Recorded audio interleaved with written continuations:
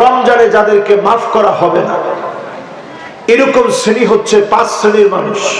1 নম্বরে জালেম, যে মানুষের অধিকার নষ্ট করল। 2 নম্বরে মুশরিক, যে ব্যক্তি শিরিক করলো। 3 নম্বরে আল্লাহ মাফ করবে না মুশাহিদ মানে হিংসুক। 4 নম্বরে আল্লাহ মাফ করবে না আকুল ওয়ালিদাইন, পিতামাতার সঙ্গে প্রতিনিয়ত খারাপ ব্যবহার করে, ধমক মেরে কথা বলে।